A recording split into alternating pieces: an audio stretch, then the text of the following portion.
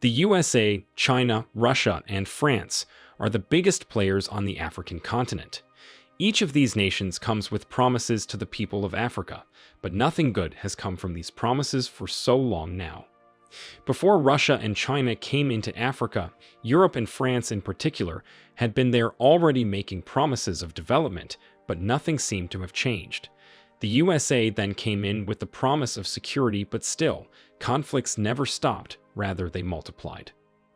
Then China and Russia jumped in the race with new promises, and Africans saw this as positive, and they have been very optimistic about this. As a matter of fact, African countries have been kicking out France and the US from their countries and have been embracing China and Russia. Why? China has been investing in terms of infrastructure in many African countries by building bridges, buildings, and roads, something which European countries have failed to do. China even gave interest-free loans to African countries and never even bothered to ask, even though many parts of China are poor and need the support of their government. So why would I leave my people and offer others help? Doesn't that sound fishy? Russia has brought peace and stability in places where there were so many conflicts by taking out terror groups. Just recently, the Russian government even gave a waiver of over $20 billion owed to them by African countries. Doesn't add up to me. And this is why we are going to give you 5 reasons why Africa shouldn't trust these nations. They don't care about Africa, but they care about Africa's resources. Did you know many African leaders died tragically because they never let themselves be manipulated by Western leaders?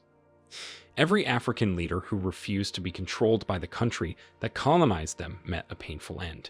Thomas Sankara, Gaddafi, and Patrice Lumumba are just a few we can name. You can add some in the comments if you know. Let me explain. When Europe came into Africa, conquered it, and divided it among themselves, it wasn't just a coincidence. It was because they never had resources in their own countries. They never had gold or diamond. They never had uranium or lithium. They took control of these regions and have been mining their resources and keeping them poor. Let's take an example. Congo. Congo is the richest country in the world in terms of mineral resources.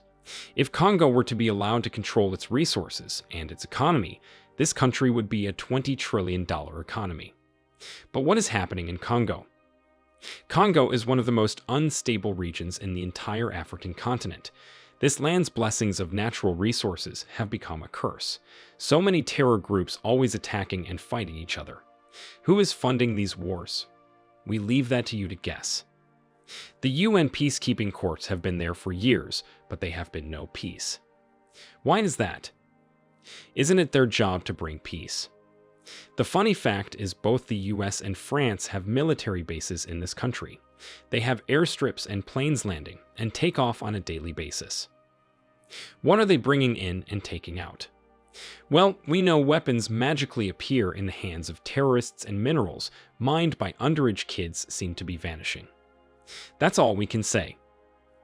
Muammar Gaddafi died because he wanted Africans to come together and become one country, one leader, one currency, and its currency should be backed by its resources. This threatened the power of the West. So, Gaddafi had to go. Now China is coming to Africa, giving the infrastructure, throwing money around, blinding the leaders. If you don't know, China has the biggest population in the world, and the resources in the country aren't sufficient for its citizens. It also needs resources like lithium, uranium, and gold to compete in the world economy. For some time now, China and the USA have been in close competition to see who will be the biggest economy in the world. And China has been leveraging the resources in African countries where they have blinded the leaders with money. So while France uses wars as a tactic to take these resources, China uses money and development to take them away.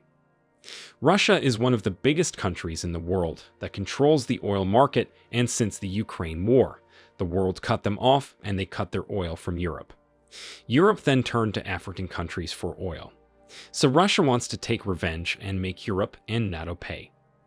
Russia comes to Africa to meet the leaders, signs better deals, turn Africa away from Europe, and sell its oil to Russia. Russia has been doing this by bringing peace in Africa by using its Wagner military group and chasing out France too. They already succeeded in Mali and Sudan. Now they are in Niger helping to kick out France. Quick reminder.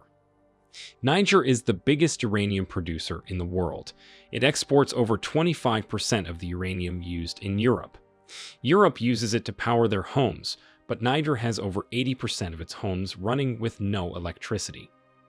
Mali has thousands of gold mines, but has no gold reserves. On the other hand, France has the biggest gold reserve in the world, but France doesn't have even a single gold mine. Congo has the biggest lithium deposits in the world used in making electric vehicle batteries and phones. The electric vehicle and mobile phone industries are the biggest in the world, but Congo has none of it. No investment whatsoever in this country. This should ring a bell. They don't need Africa. They need Africa's resources. This takes us to our second point, which is the battleground for World War III. Lately, there has been a certain shift in the world. We can't deny the fact that there isn't peace in the world. Attacks every now and then. The most serious one lately has been the Russia-Ukraine conflict. This conflict has divided the world into two. One side supports Ukraine and the other supports Russia. As you must have guessed, the two rivals, USA and China, are guilty as charged. The USA supports and backs Ukraine with money and weapons, even though Ukraine is not a NATO member, just to get at Russia. China saw this as an advantage to get to the USA.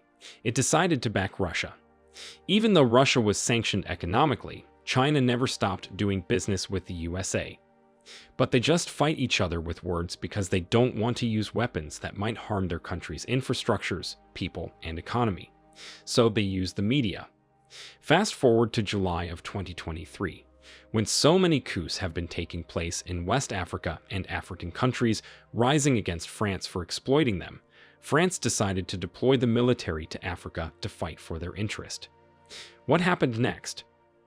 The USA decided to send more military to support France. Now everyone who hates the USA and NATO decided that they want to send military support to those African countries. Now they start supporting African countries with weapons and start deploying troops to Africa. Russia, as we know, already sent their Wagner group to support African nations who wanted France out. China has military bases in Africa too, and they plan on supporting these countries too. Now the poor Africans have no choice but to be displaced for them to fight their wars. The truth is they don't want what's best for Africa. They want what's best for them. France is fighting to secure its selfish interest, and the USA helping France to get a bite of the pie. Russia, China, and recently North Korea coming to get back at the USA and NATO, and if any of the two parties strike first, it is going to be a full-blown World War III, and guess where it will be? Africa. They want to take advantage of Africa's youth and cheap labor.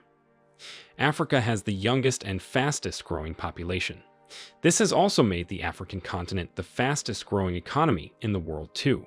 Countries like China and India, which have the biggest populations in the world, have the smallest labor now as the higher population majority is aging. Where does that leave them?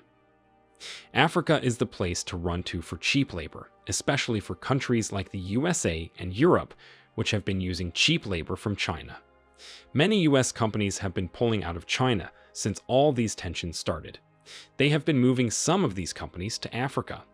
They also take advantage of cheap African labor and take Africa from contributing to the African economy by providing them with easy visa opportunities, luring them into their countries. This is a typical example with Canada, Germany, and the UK. But the sad part is once these Africans have spent all their fortunes and gone to these places, there will only be the low-level cheap jobs for them. No matter your level of education from your country, they will tell you you are not qualified for work in their country. You'd have to go to school first. That is taking your life back to zero and starting all over again. They also do this by opening industries in Africa, employing Africans, and paying them little for so much done. And speaking of opening companies, it takes us to our fourth point, which is they want to use Africa as a wasteland. China and India, as we all know, were the biggest factories in the world, have been polluted by waste from these factories. They have destroyed farmlands in China and most parts of India. They have polluted water and made it undrinkable to the population. They just came to the realization that their homes were being destroyed. Why not take these factories to Africa and then bring back only the finished product? Soon before Africans noticed, their fertile lands would have been destroyed by these big companies coming in. We have a video about a US company destroyed one part of Manchuria. Link in the descriptions. They want to keep Africa divided. For so long now, I still haven't understood why Africa is a continent that is still divided. How do you need visas to travel from one country to another? Even countries in the same economic bloc need visas to travel to each other. Guess what? It is these former colonial masters that enforce these boundaries among African countries, and when it comes to them, their boundaries are open to one other the entire Europe. You can basically just travel from one country to another by just driving your car, and no one will stop you. You can create a business stress-free as long as you are a citizen of Europe. But when it comes to African countries, they enforce division. Africans should open their eyes and trust only their instincts. The president of Kenya, William Ruto, has taken a bold step to that and has opened the borders of his country to every African who wishes to visit and invest in any business. This is the type of change we need in Africa. Now I guess you enjoyed watching this video. If you did, why not crush that like button? This will tell us how much you enjoyed the content and would love more like this. See you in the next video.